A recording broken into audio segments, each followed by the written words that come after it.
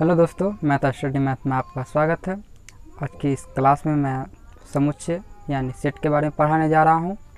देख लेते हैं। सेट कहते हैं संख्याओं अथवा वस्तुओं के जो सुपरिभाषित संग्रह होता है उसी को सेट कहा जाता है। जैसे नदियाँ, भारत के नदियों का संग्रह जिसमें गंगा नदी, झेलम नदी, रावी नदी, विभिन्न प्रकार की और जो नदियाँ हैं इन्हीं के संग्रह को क्या कहा जाता है? समुच्चय कहा जाता है। जैसे विभिन्न प्रकार के त्रिभुज, समकोण त्रिभुज हो गया, समबाहु त्रिभुज, समकोण त्रिभुज, अधिक कोण त्रिभुज, न्यून कोण त्रिभुज, समद्विबाहु त्रिभुज, ये सभी त्रिभुजों के जो है संग्रह क्या कहलाता है? समुच्चय कहलाता है।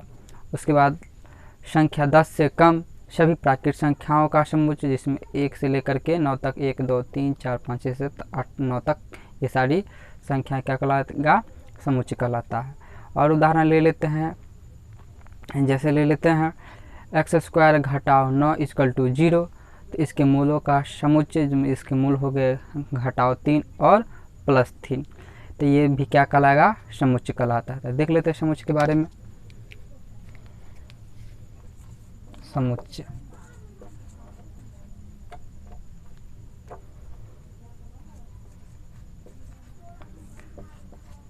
समुच्चय किसे कहेंगे? तो वस्तुओं अथवा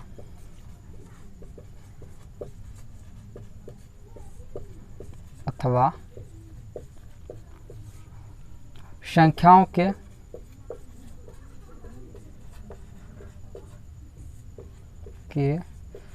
सुपरिभाषित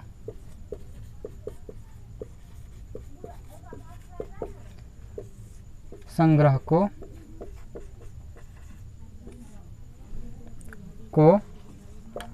समुच्चय कहा जाता है।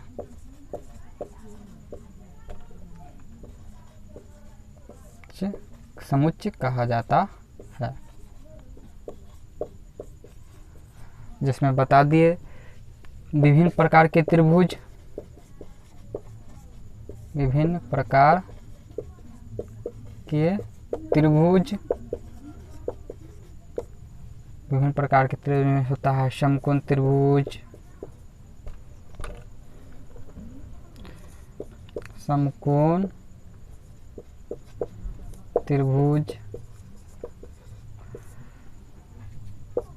समबाहु त्रिभुज,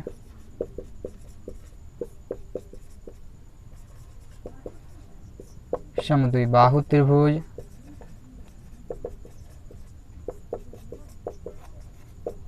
अधिक कोण त्रिभुज, न्यून कोण त्रिभुज, यानी ये सारी त्रिभुजों का संग्रह क्या कहलाएगा? समुच्चय कहलाता है। जैसे में और उदाहरण लेते हैं। जैसे कहेगा संख्या 10 से कम सभी विषम प्राकृत संख्याओं का संग्रह, तो यह भी क्या कहलाएगा? समुच्चय कहलाएगा। 10 से कम विषम प्राकृत संख्या हो जाता है 1 3 5 7 नहीं, ये सारी संख्याओं का जो संग्रह है क्या कहलाता है? समुच्चय कहलाता है। और भी कई सारा इसका उदाहरण है। चलिए देख लेते हैं। सबसे पहले जान लेते हैं कि समुच्चय को हमेशा किस रूप में लिखा जाता है। तो हमेशा मध्यम कोष्ठ के भीतर लिखा जाता है। समुच्चय को अंग्रेजी वर्णमाला के कैपिटल लेटर से लिखा जाता है। जैसे समुच्चय ए है, समुच्चय बी है, समुच्चय सी है, समुच्चय डी है, समुच्चय ई है। इस प्रकार से बहुत सारे जो समुच्चय लेंगे उसको हमेशा अंग्रेजी वर्णमाला के कैपिटल लेटर से लिखेंगे। समुच्चय के जितने भी अवयव होते हैं यानी एलिमेंट जितने भी होते हैं उनको हमेशा स्मॉल लेटर से लिख देते हैं। सबसे पहले मध्यम कोष्ठ दे देते हैं। इसके जितने भी अवयव होते हैं, जैसे मान लेते हैं ये समुच्चय है और इसका एलिमेंट जो है A B C D E है, यानी A B C D E है। तो इस जितने भी सारे एलिमेंट्स हैं, इनके जितने भी समुच्चय एक अवयव है सभी को हम स्मॉल लेटर में लिखते हैं। अब चलते हैं एप्सिलॉन के बारे में जान लेते हैं। जो एप्सिलॉन होता क्या है, एप्सिलॉन नोट क्या होता है, इसके बारे में इसको कहते हैं एप्सिलॉन, एप्सिलॉन कहते हैं। और इसको एप्सिलॉन नोट कहते हैं। एप्सिलॉन जैसा ही लिखना है, उसको ऐसे काट देना तो एप्सिलॉन नोट कहलाता है। एप्सिलॉन का मतलब होता है का अवयव है, या इसका एक और अर्थ होता है में है। एप्सिलॉन का मतलब होता है का अवयव नहीं है या में नहीं है। इसका मतलब क्या होता है, का अवयव है या दूसरा इसका अर्थ होता है में है। और एप्सिलॉन नोट का मतलब होता है का अवयव नहीं है, और इसका एक और मतलब होता है में नहीं है। जैसे उदाहरण देख लेते हैं, कोई समुच्चय ए दिया हुआ है जिसका अवयव है 1 2 3 4 5, ऐसा कोई एक अवयव दिया समुच्चय दिया हुआ है। बोलेगा जो अवयव एक जो है ए का समुच्चय है कि नहीं है, तो देख लेते एक जो है अवयव ए में समुच्चय ए में आता है कि नहीं है। तो समुच्चय ए में देखते हैं एक तो आ रहा है, यानी एक आ रहा है, यानी एक जो है समुच्चय ए का अवयव है। तो का अवयव है तो एप्सिलॉन भरना है, तो एक जो है समुच्चय ए का अवयव है, तो इसलिए इसमें क्या भरेंगे, एप्सिलॉन भरेंगे। उसके बाद उदाहरण ले लेते हैं, जैसे 3 बोल देगा डॉट डॉट डॉट करके ए दे दिया जाएगा, तो बोलेगा 3 जो है अब समुच्चय ए का अवयव है कि नहीं। तो देख लेते हैं ए में 3 आ रहा है कि नहीं है, तो 3 आ रहा है, यानी 3 जो है ए का अवयव है, तो इसे लिखेंगे 3 एप्सिलॉन ए लिखेंगे। अब उदाहरण ले लेते हैं 6 डॉट डॉट डॉट करके ए दे देते हैं। 6 देख लेते हैं जो इसका अवयव समुच्चय ए का अवयव है कि नहीं, 1 2 3 4 5 तक है। 6 का इसमें चर्चा किया नहीं गया, यानी 6 जो है समुच्चय ए का अवयव नहीं है, इसे लिखेंगे 6 एप्सिलॉन नोट ए। और उदाहरण जैसे लिख लेते हैं 10 डॉट डॉट डॉट ए दे दिया जाए। 10 देख लेते हैं इसमें इस समुच्चय ए का अवयव है कि नहीं है, तो समुच्चय ए का अवयव देखते हैं नहीं है, क्योंकि अवयव यहाँ 5 तक ही है। तो 10 जो है ए का अवयव नहीं है, तो इसको कैसे लिखेंगे, 10 एप्सिलॉन नॉट ए। अब देखते हैं जो समुच्चय जो होता है यानी सेट जो होता है, इसको सेट जो होता है इसको हम किन रूपों में लिखते हैं, किन 2 विधियों रूप में लिखते हैं। तो इनको 2 विधि रूप में लिखा जाता है समुच्चय को। देख लेते हैं समुच्चय के 2 विधि। पहला विधि होता है रोस्टर विधि, जिसको हम सारणीबद्ध विधि भी कहते हैं, और दूसरा होता है समुच्चय निर्माण विधि। देख लेते बारी बारी से दोनों के बारे में। पहला बोले कौन, इसको समुच्चय के रूप में बदलने की 2 विधि होती है। पहला विधि होती है रोस्टर विधि, दूसरा होती है इसी को कहा जाता है सूचीबद्ध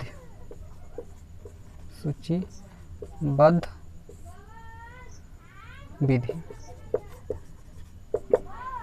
दूसरा होता है समुच्चय निर्माण विधि। ये दोनों के बारे में बारी बारी से अध्ययन करेंगे। तो पहला होता है रोस्टर विधि। तो रोस्टर विधि को जानते हैं, जो रोस्टर विधि को हमेशा जान लेते हैं। रोस्टर विधि को क्या करते हैं, रोस्टर विधि को हमेशा मध्यम कोष्ठ के भीतर लिखा जाता है, और इसके जितने भी एलिमेंट्स होते हैं, इनके जितने भी अवयव होते हैं, सबको एक दूसरे से अलग करने के लिए बीच में क्या चीज़ का चिन्ह दिया जाता है, कॉमा का चिन्ह दिया जाता है। मान लेते कोई कहा गया 10 से कम सम प्राकृत संख्याएं, 10 से कम प्राकृत संख्याएं ऐसे दिया हुआ है एक समुच्चय।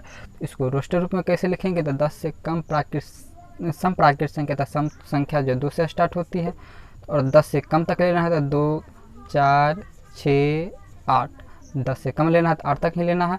तो ये सारा जो एलिमेंट्स होता है क्या कहलाएगा, समुच्चय कहलाएगा। देख लेते हैं हमेशा ये जो 2 4 6 8 को मध्यम कोष्ठ में लिखे हैं, और प्रत्येक अवयव को अलग करने के लिए बीच में कॉमा का चिन्ह देते हैं। तो हम इस रूप को क्या कहा जाता है, रोस्टर विधि कहा जाता है। और उदाहरण ले लेते हैं, जैसे लिखा रहेगा x² घटाओ 9 = 0 के मूल। तो सब मूल, तो इसको भी रोस्टर रूप में लिखना है। किस रूप में लिखना है, रोस्टर रूप में लिखना है। तो इसको कैसे लिखेंगे, तो सबसे पहले इसका मूल ज्ञात कर लेते हैं। x² बराबर इधर आएगा तो 9, या x बराबर हो जाएगा ±√9। तो इसका मान क्या हो जाएगा, ±3, यानी कि x का मान प्लस में भी आया और माइनस में भी 3 आया। तो इसको किस पर रोस्टर के रूप में कैसे लिखेंगे, तो लिखेंगे x बराबर मध्यम कोष्ठ देंगे, एकदम में प्लस में 3 दे देंगे, एकदम माइनस में 3 देंगे और मध्यम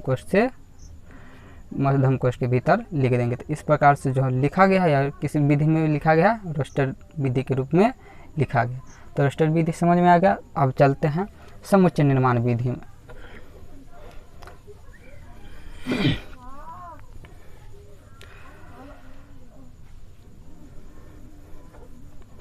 समुच्चय निर्माण विधि में हमेशा अवयव को किस रूप में लिखा जाता है, तो हमें अवयव को जो है अंग्रेजी वर्णमाला के किस स्मॉल लेटर लिख लेते हैं और उसके बीच कोलन का चिन्ह देते हैं। कोलन चिन्ह देने के बाद वही अक्षर को लिख करके और जो संख्या दिया है उसका क्या करते हैं, हम गुणधर्म को लिख देते हैं। जैसे देख लेते हैं, जैसे कोई ए समुच्चय दिया हुआ है, ये समुच्चय है जिसका अवयव है 1 2 3 4 5 dot dot dot 3 go dot देने से पता चल जाता है कि ये संख्या जो है अनंत तक जाती है, मध्यम कोष्ठ से घेर देते हैं। अब इसको हम किस रूप में लिखना है, तो समुच्चय निर्माण विधि में। समुच्चय निर्माण विधि में, तो समुच्चय निर्माण विधि में किस प्रकार लिखेंगे, तो सबसे पहले बोले कि जो समुच्चय ए दिया है तो ए ले लेते हैं, बराबर है तो बराबर दे देते हैं, मध्यम कोष्ठ दे देते हैं। हम बोले कि संख्या को किस रूप में मान लेते हैं, अंग्रेजी वर्णमाला के कोई स्मॉल लेटर में ले लेते हैं, तो स्मॉल लेटर एक्स ले लेते हैं। उसके बाद बोले किस चीज़ का चिन्ह देना है, कोलन का चिन्ह। इस चिन्ह को क्या कहते हैं, कोलन कहते हैं। फिर वही अक्षर लिख देते हैं और संख्या को देखते हैं किस गुणधर्म को फॉलो करता है। तो देख लेते हैं 1 2 3 4 5 डॉट डॉट डॉट, ये सारी संख्याएं जो है प्राकृत संख्याएं हैं। तो लिखेंगे x कोलन x एक प्राकृत संख्याएं हैं, कृत संख्याएं हैं। फिर मध्यम कोष्ठ के अंदर लिख देते हैं। तो ये इस प्रकार से लिखे या किस विधि हो गया, रोस्टर विधि हो गया। फिर अन्य उदाहरण, एक और उदाहरण ले लेते हैं।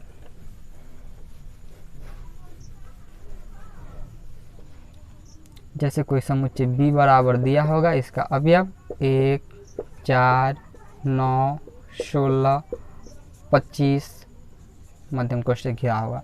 अब इसको समुच्चय निर्माण विधि में किस प्रकार लिखेंगे, किस विधि में लिखना है, समुच्चय निर्माण विधि में।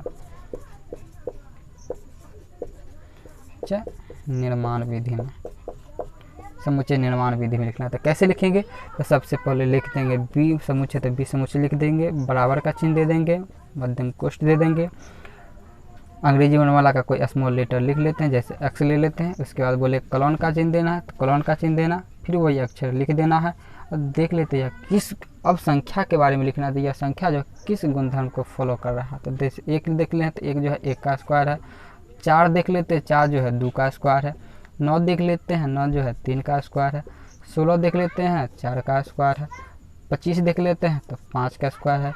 यानी ये जो है n के स्क्वायर को फॉलो करना। n जो क्या है, प्राकृत संख्या है। तो प्राकृत संख्या जैसे 1 2 3 4 5 ये सब क्या है, प्राकृत संख्या। और प्राकृत संख्या के पावर में सब क्या लगा हुआ है, 2, सब प्रत्येक में क्या लगा हुआ है, 2। तो लिखेंगे x बराबर n प्राकृत संख्या को क्या कहते हैं, n कहते हैं, और n के पावर सब में 2 लगा हुआ है तो क्या लगा देंगे, 2 लगा देंगे। अब 2 लगा देते, यहाँ पर लिखना पड़ेगा n क्या है, तो n लिखेंगे एक प्राकृत संख्या यानी n एप्सिलॉन कैपिटल N मान प्राकृत संख्या है, यानी n जो है प्राकृत संख्या का क्या है, अवयव है। उसके बाद n का मान भी लिखना है, जो n यानी प्राकृत संख्या का तो अवयव तो है, लेकिन यह n का मान जो कितना से कितना तक है, तो n का मान जो 1 से लेकर ये छोटा स्मॉल n का जो मान है 1 से लेकर के 5 तक है। तो इसको कैसे लिखेंगे, तो लिखेंगे n जो है 1 के बराबर भी है, 5 के भी बराबर है, और 1 और 5 के बीच में भी, 1 के भी बराबर है, 5 के भी बराबर, और 2 3 4 यानी 1 और 5 के बीच में भी है। और इसको मध्यम कोष्ठ से क्या कर देंगे, मध्यम कोष्ठ के भीतर लिख देंगे। तो इस प्रकार जो लिख दिए यही क्या कहलाएगा, समुच्चय कहलाता है। कौन सा, समुच्चय निर्माण विधि कहलाता है। चलिए अब देख लेते हैं कौन सी संख्या को कौन सी संख्या का संकेत क्या होता है, उसके बारे में पहले देख लेते हैं।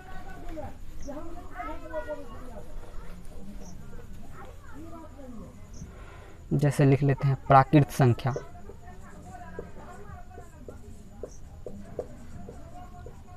प्राकृत संख्या को किससे दर्शाते हैं? जेड से दर्शाते हैं। उसके बाद संख्या होती है पूर्णांक संख्या। जब प्राकृत संख्या को किससे दर्शाते हैं? एन से दर्शाते हैं। किससे दर्शाते हैं? एन से दर्शाते हैं। पूर्णांक संख्या,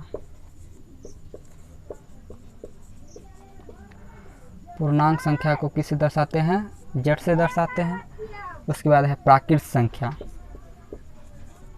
प्राकृत नहीं, परिमेय संख्या। कौन सी संख्या? परिमेय संख्या। संख्या, परिमेय संख्या को किससे दर्शाते हैं? तो क्यू से दर्शाते हैं। उसके बाद आती है वास्तविक संख्या। संख्या, इसको कैपिटल आर से दर्शाते हैं। ये सारी संख्याओं को हमेशा इस बुक में कहीं ना कहीं किसी न किसी प्रकार से यूज करते रहेंगे, तो ध्यान रखेंगे, इसको याद कर लेंगे। जो प्राकृत संख्या को कैपिटल एन से दर्शाते हैं, पूर्णांक को कैपिटल जेड से दर्शाते हैं, परिमेय संख्या को कैपिटल क्यू से दर्शाते हैं और वास्तविक संख्या को कैपिटल आर से दर्शाते हैं। चलिए अब चलते हैं चैप्टर की ओर। प्रश्नावली 1.1 में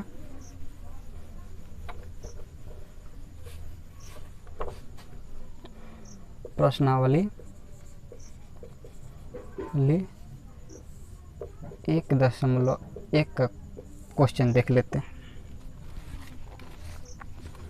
पहला क्वेश्चन है, क्या कह रहा है? निम्नलिखित में कौन से समुच्चय हैं? अपने उत्तर का औचित्य बताना है। यानी कहा निम्न में कौन समुच्चय है? उत्तर का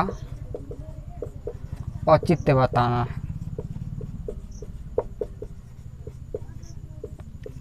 है। यानी कौन सा समुच्चय, कौन जो है समुच्चय है, और समुच्चय है तो किस आधार पर समुच्चय, या समुच्चय नहीं है तो किस आधार पर समुच्चय नहीं है, यह बताना है। पहला सवाल देख लेते हैं। पहला सवाल कह रहा है, जे अक्षर से प्रारंभ होने वाले वर्ष के सभी महीनों का संग्रह। जे अक्षर से प्रारंभ होने वाले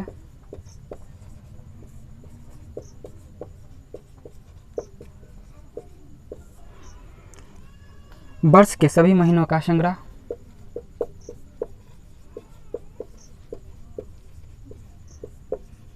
महीनों का संग्रह। कहा जे अक्षर से प्रारंभ होने वाले वर्ष के सभी महीनों का संग्रह। बताइए यह समुच्चय है कि नहीं है? तो कहेंगे यह समुच्चय है। अब क्यों समुच्चय है? तो क्योंकि जे अक्षर से प्रारंभ होने वाले 3 ठो महीना है। पहला है जनवरी,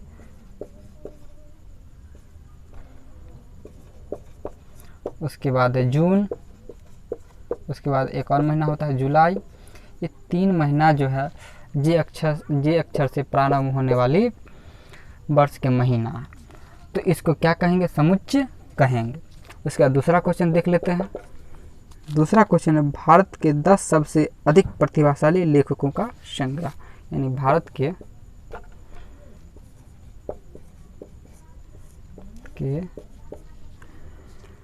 10 सबसे अधिक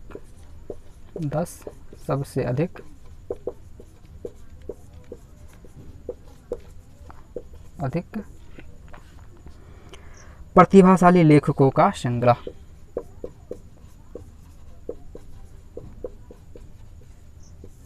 लेखकों का संग्रह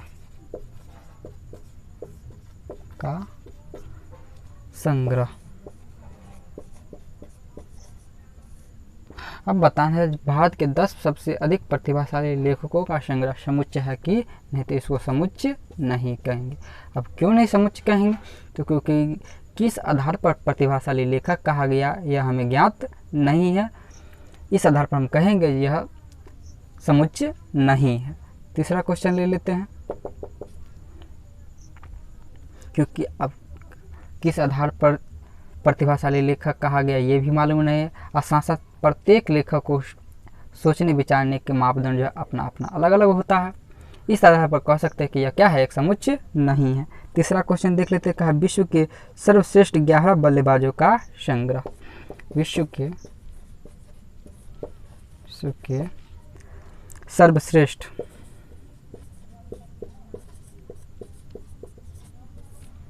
11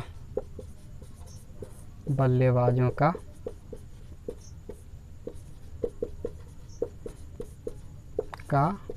संग्रह। तो विश्व के सर्वश्रेष्ठ 11 बल्लेबाजों का संग्रह, यह भी समुच्चय नहीं है। तो क्यों समुच्चय नहीं? क्योंकि 11 बल्लेबाज जो है सर्वश्रेष्ठ तो है, लेकिन सबको रन बनाने की शैली अलग अलग होती है। इस आधार पर कहेंगे जो है विश्व के सर्वश्रेष्ठ 11 बल्लेबाजों का संग्रह समुच्चय नहीं है। तीसरा देख लेते हैं। तीसरा के बाद चौथा है, चौथा देख लेते हैं। चौथा कहा आपकी कक्षा के सभी बालकों का संग्रह। आपकी कक्षा के सभी बालकों का संग्रह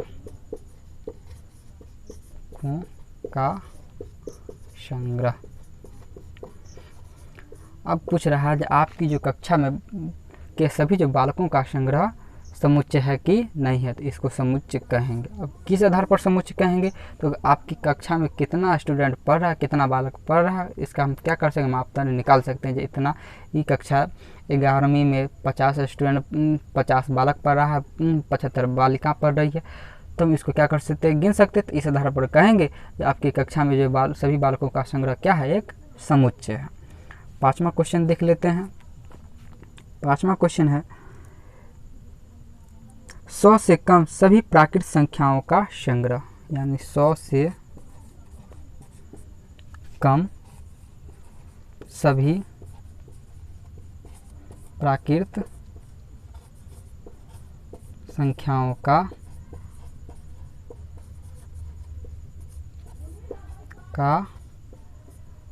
संग्रह। तो 100 से कम सभी प्राकृत संख्याओं का संग्रह क्या है, समुच्चय है। क्या है, समुच्चय है। अब किस आधार पर समुच्चय? तो क्योंकि 100 से कम प्राकृत संख्या 1 से स्टार्ट होती है, डॉट डॉट 2 3 4 और कहाँ तक होगी, 100 से कम तो यानी 99 तक होगी। तो ये सभी सारी संख्याएं जो है क्या कहलाएगी, समुच्चय कहलाती है। यानी ये सब जो है संख्याओं का एक संग्रह है। हम बोल दिए थे पहले, समुच्चय किसको कहेंगे, संख्याओं अथवा वस्तुओं के संग्रह को ही क्या कहा जाता है, समुच्चय कहा जाता है। यानी 1 2 3 4 यानी 1 से लेकर के 99 तक यह है एक क्या है, प्राकृत संख्याओं का संग्रह है। यानी क्या कहलाएगा, यह समुच्चय कहलाता है। अगला क्वेश्चन देख लेते हैं।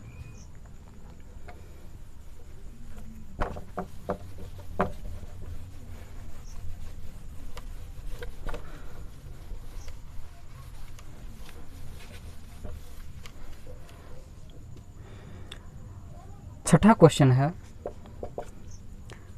लेखक प्रेमचंद्र द्वारा लिखित उपन्यासों का संग्रह। लेखक प्रेमचंद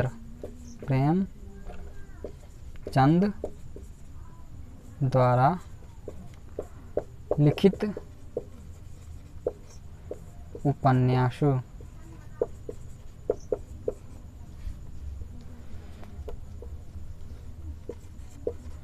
उपन्यासों का संग्रह। यानी लेखक प्रेमचंद द्वारा लिखित उपन्यासों का संग्रह क्या है, एक समुच्चय है। अब किस आधार पर समुच्चय है? तो लेखक प्रेमचंद द्वारा कितना उपन्यास लिखा गया है, इसका क्या कर सकते हैं, हम मापदंड कर सकते हैं। इसलिए क्या है, लेखक द्वारा जो है लिखा गया उपन्यास जो है उसका संग्रह क्या कहलाएगा, समुच्चय कहलाता है। अगला क्वेश्चन देख लेते हैं। सातवां कहा सभी सम पूर्णांकों का संग्रह। सभी सम पूर्णांकों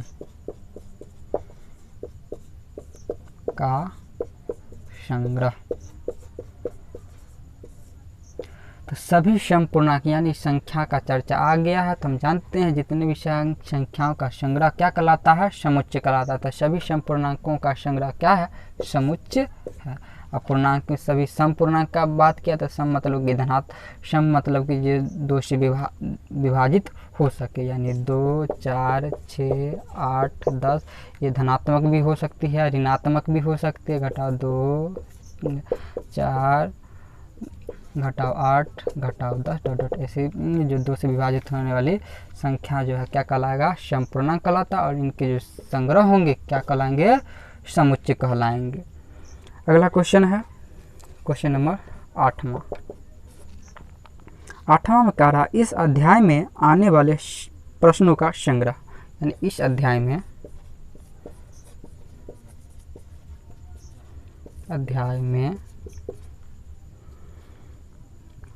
आने वाले प्रश्नों का संग्रह, आने वाले प्रश्नों का संग्रह, यह भी क्या है, एक समुच्चय है। अब क्यों समुच्चय, क्योंकि इस अध्याय में कितने क्वेश्चन आए हैं इसका मापदंड हम तैयार कर सकते हैं। तो इस आधार पर कहेंगे जो है इस अध्याय में आने वाले प्रश्नों का संग्रह क्या कहलाएगा, समुच्चय कहलाता है। नामा देख लेते हैं। नामा में कहा, विश्व के सबसे अधिक खतरनाक जानवरों का संग्रह, विश्व के सबसे अधिक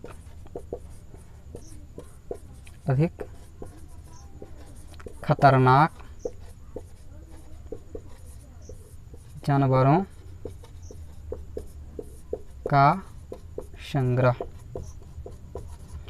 तो विश्व के सबसे अधिक खतरनाक जानवरों का संग्रह, इसके बारे में कहा गया समुच्चय है कि नहीं, तो इसको समुच्चय नहीं कहेंगे। अब क्यों नहीं कहेंगे, तो कहा गया विश्व के सबसे अधिक खतरनाक जानवर जो है वह किस आधार पर जानवर है, किस आधार पर जानवर खतरनाक है, इसके बारे में चर्चा नहीं किया गया। तो हम कहेंगे जी यह समुच्चय नहीं है। चलिए पहला सवाल कंप्लीट हो गया, चलते हैं दूसरे सवाल की ओर।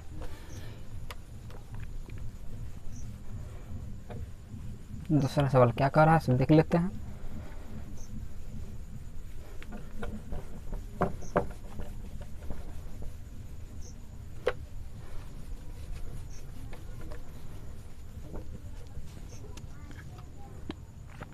दूसरा सवाल कहा, मान लीजिए कि एक समुच्चय ए दिया है जिसका अवयव है 1, 2, 3, 4, 5, 6 मध्यम कोष्ठक घिरा हुआ, एक समुच्चय जिसका अवयव 1 से लेकर के 6 तक है। कहा रिक्त स्थानों में उपर्युक्त प्रतीक एप्सिलॉन अथवा एप्सिलॉन नॉट भरना है। अब ये जो समुच्चय, कुछ सवाल नीचे दिया गया है, दिए गए लिखना है, नीचे दिए गए प्रश्न में क्या भरना है, एप्सिलॉन और एप्सिलॉन नॉट का मान भरना है। तो देख लेते हैं पहला सवाल, ये दूसरा सवाल कह रहा है। दूसरा का पहला सवाल क्या है, कहा 5 डॉट डॉट ए, यानी कहा 5 जो है ए का अवयव है कि नहीं है। तो हम बता दिए थे उसमें एप्सिलॉन और एप्सिलॉन नॉट के मान में जो देख लेते, अगर अवयव एप्सिलॉन का मतलब होता है का अवयव है या में है, और एप्सिलॉन का मतलब होता है का अवयव नहीं है या में नहीं है। तो देख लेते 5 डॉट डॉट ए दिया है, यानी कहा 5 जो एक अवयव है कि नहीं है। तो देख लेते समुच्चय ए का 5 अवयव है, यानी समुच्चय ए में 5 आ रहा है, यानी 5 जो है एक अवयव है, तो इसको क्या लिखेंगे 5 एप्सिलॉन ए। दूसरा देख लेते हैं, यानी 5 एप्सिलॉन ए। दूसरा क्वेश्चन क्या कर रहा है, दूसरा कह रहा है 8 डॉट डॉट ए, यानी 8 जो है ए का समुच्चय है कि नहीं है। तो समुच्चय ए में देख लेते 8 अवयव आ रहा है कि नहीं आ रहा, तो 1 से लेकर 6 तक 8 तो है नहीं, यानी 8 जो है ए का अवयव नहीं है, यानी लिखेंगे 8 एप्सिलॉन नॉट ए। तीसरा देख लेते हैं, तीसरा लिखल है 0 डॉट डॉट ए, यानी कहा 0 जो है ए का अवयव है कि नहीं है। देख लेते हैं समुच्चय ए में देख लेते, 1 है, 2 है, 3 है, 4 है, 5 है, 6 है। 0 का चर्चा किया नहीं गया, यानी 0 जो है समुच्चय ए का अवयव नहीं है, तो लिखेंगे 0 एप्सिलॉन नॉट ए। चौथा देख लेते हैं। चौथा लिखा हुआ है 4 डॉट डॉट ए, यानी कहा 4 जो है ए का समुच्चय है कि नहीं है। तो समुच्चय ए में देख लेते हैं, 4 अवयव आ रहा है, यानी 4 जो है समुच्चय ए का अवयव है, तो लिखेंगे 4 एप्सिलॉन ए। क्वेश्चन नंबर 5 देख लेते हैं। क्वेश्चन 5 में कह रहा है 2 डॉट डॉट ए, यानी 2 जो है ए का समुच्चय ए का अवयव है कि नहीं है। तो समुच्चय ए में देख लेते हैं 2 आ रहा है कि नहीं आ रहा, तो 2 आ रहा है, यानी 2 जो है समुच्चय ए का अवयव है, तो लिखेंगे 2 एप्सिलॉन ए। छठा क्वेश्चन देख लेते हैं। छठा क्वेश्चन कह रहा 10 डॉट डॉट ए, यानी 10 जो है समुच्चय ए का अवयव है कि नहीं है। तो देख लेते हैं समुच्चय ए में। समुच्चय ए में जो 1 से लेकर के 6 तक की संख्या है, 10 की चर्चा की नहीं गई है, यानी 10 जो है समुच्चय ए का अवयव नहीं है, तो लिखेंगे 10 एप्सिलॉन नॉट ए। अब जो भी क्वेश्चन बचा हुआ अगले वीडियो में देखेंगे, तब तक के लिए धन्यवाद।